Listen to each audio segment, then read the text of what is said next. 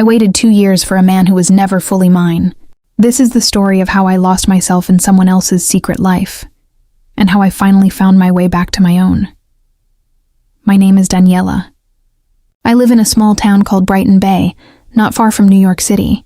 It's quiet here, calm streets, cozy cafes, and the sound of waves always nearby. I'm 29, and I work as a receptionist at a small hotel near the beach. Life was simple. Some might call it boring, but I liked it. A few close friends, a small apartment, a routine that felt safe. After a few bad relationships, I told myself it was better to stay alone. But sometimes life brings someone into your world when you least expect it. That person was Michael. He came to the hotel for a business trip. He looked different from the usual guests. Calm, polite, a little tired. Soft eyes, a gentle smile, a quiet way of speaking. When he checked in, he thanked me in a way that felt personal. I noticed the way he looked at me. Not in a bad way, just kind. I smiled back without meaning to. The next morning, he asked for directions around town. I told him where to get the best coffee, the quietest stretch of beach, the seafood place locals actually liked. He listened carefully. Really listened. Most people don't. He stayed for 2 weeks. Every evening, once his work was done, he'd come down to the lobby and we'd talk. Some nights we walked along the beach. Other nights we sat on a bench near the lighthouse, talking about books, music, the lives we wished we had. I felt comfortable with him. I felt seen. One night, walking by the water under a sky full of stars, he turned to me and said, "Being with you feels like peace." Those words stayed in my heart. I think that's the night I started falling. When his 2 weeks ended, he left Brighton Bay. But we kept talking. Messages every day, calls every night. I missed him more than I expected to. A month later, he came back. This time, he rented a small house near the harbor and asked me to visit. We cooked together, danced in the kitchen, listened to music like we'd known each other for years. I felt lucky. Then one evening, everything changed. We were on the couch with tea when his face turned serious. "Daniela," he said, "I need to tell you something." My heart started racing. "I'm married," he said, looking at the floor. "I have 2 children." I froze. My hands went cold. I couldn't speak. He kept talking, quiet and low. "I didn't expect to meet you. My marriage isn't good. We live in the same house, but it isn't love anymore. I stay for the children. That's all." I stood up and walked outside into the cold air, listening to the waves, fighting the urge to cry. He followed me out. "I understand if you don't want to see me again," he said. I nodded and walked home. I didn't sleep that night. Why didn't he tell me sooner? Why did this happen to me? But I also remembered the way he looked at me, the way he made me feel safe. I wanted to be angry. I just missed him more. The next day he messaged, "I'm sorry, but I miss you." I didn't reply. Not for days. I couldn't focus at work. I kept checking my phone. My heart and my mind were at war. A week later, I saw him again near the beach. I told him how hurt I felt, how much I hated being kept in the dark. He didn't make excuses. He only said, "I care about you," and I stayed. I know it was wrong. I know people would call it a bad choice. I became the other woman, and at the time I wanted to believe it was temporary, that maybe one day he'd choose me, so we continued in secret. He'd visit once or twice a month, staying in that same small house. I'd go there after work. We'd eat, talk, sometimes just sit in silence. It felt real, but also like a dream that could end at any moment. We never went out in public. No photos, no dates, no future.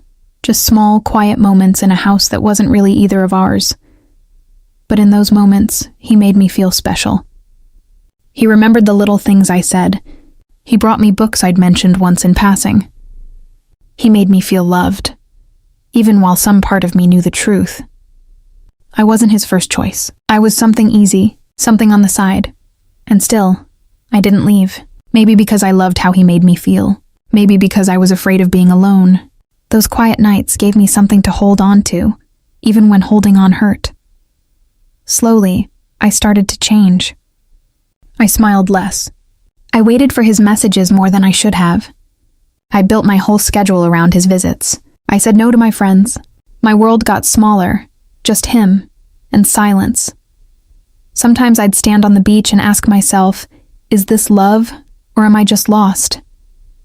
And I'd tell myself, wait, maybe things will be different one day. But the questions didn't stop. They got louder.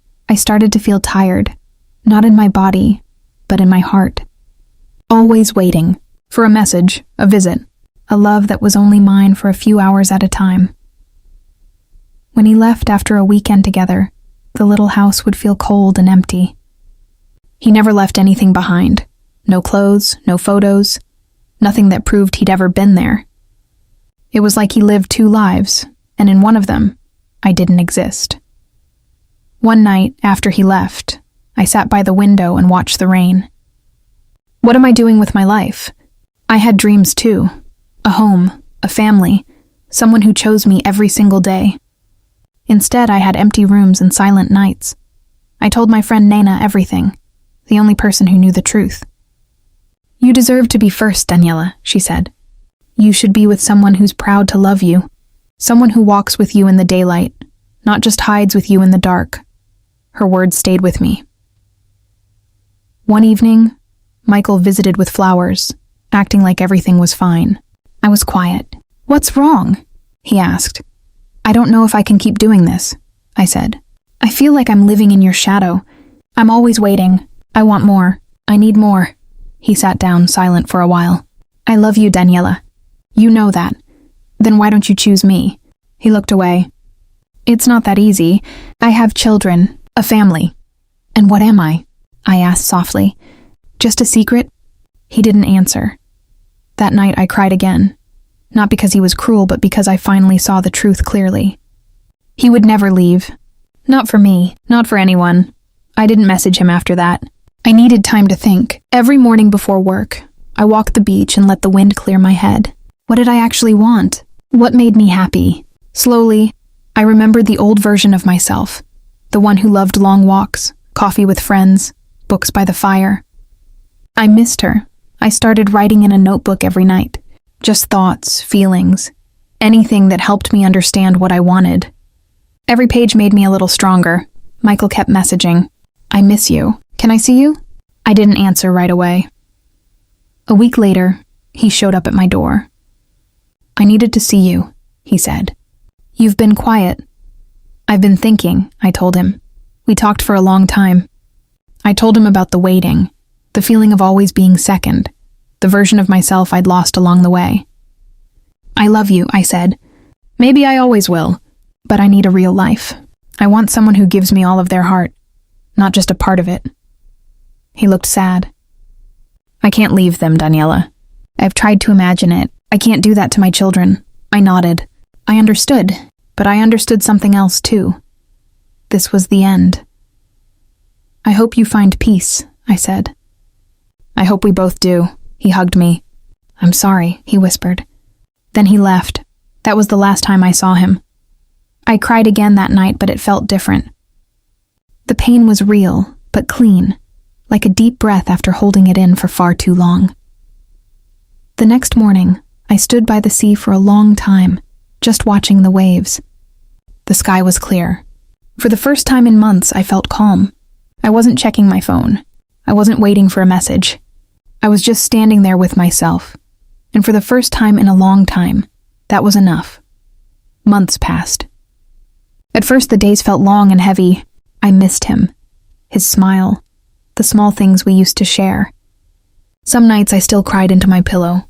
But slowly, things began to change. I started spending more time with Nana again. Coffee every weekend, laughing, sometimes just sitting in comfortable silence. It felt good to be around people who loved me with no secrets, no lies. I went back to the things I used to enjoy, reading soft, quiet stories about love and hope, walking the beach every evening, watching the sunset, letting the sound of the waves remind me that life keeps moving no matter what.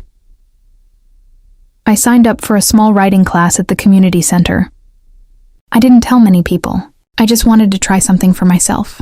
Each week I wrote a few pages of my own thoughts, and it helped me heal a little more. One evening after class, I stopped into a bookstore I hadn't visited in a long time. A man was browsing the travel section. He smiled when he saw me, and I smiled back. He looked familiar, though I couldn't place him. He walked over. "Hi, you're in the writing class, right?" "Yes," I said. "I just joined last week. I'm David." We talked for a few minutes about the class, about books, about nothing important. But something about his voice put me at ease.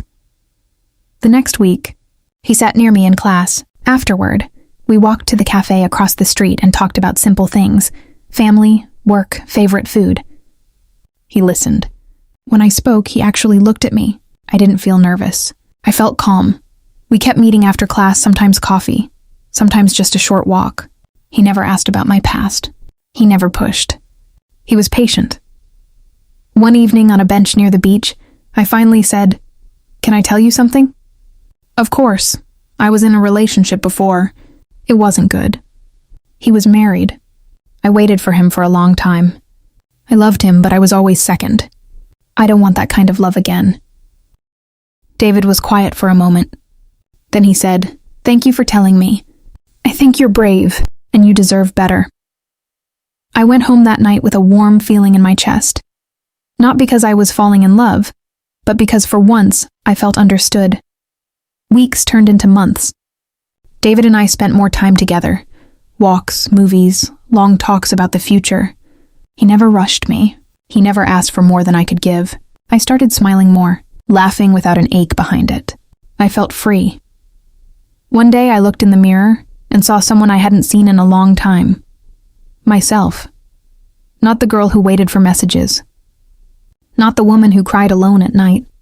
Just Daniela, strong, gentle, and alive. David became part of my life slowly, like the sun rising after a long night. He never tried to fix me. He just stood beside me, and in his quiet way, showed me what real love could look like. One evening in the park, watching children play, I asked him, "Do you ever want a family?" "Yes," he said. "One day with the right person," I smiled. Me too. We didn't need to say anything else. I understood now. Love doesn't have to hurt. It doesn't have to be hidden or painful. Real love should feel safe. It should feel like coming home. Looking back, I don't regret my past. It taught me that love without respect isn't enough. That waiting for someone who can't choose you will only bring pain. That no one else can hand you peace. You have to find it inside yourself first. And now, I have peace. I have hope. I have love. Not from someone who hides me, but from someone who walks beside me in the open. If someone asked me today, was it worth it? I'd say yes. Because through all the sadness, I found myself. And in finding myself, I opened the door to a better kind of love, one I truly deserve. If any part of this felt like your story, I want you to hear this. You deserve someone who chooses you in daylight, not just in secret. It's okay to walk away from love that keeps you hidden. It's okay to choose yourself first. If this story moved you, subscribe to Girls Room. New stories every week, for every girl finding her way back to herself.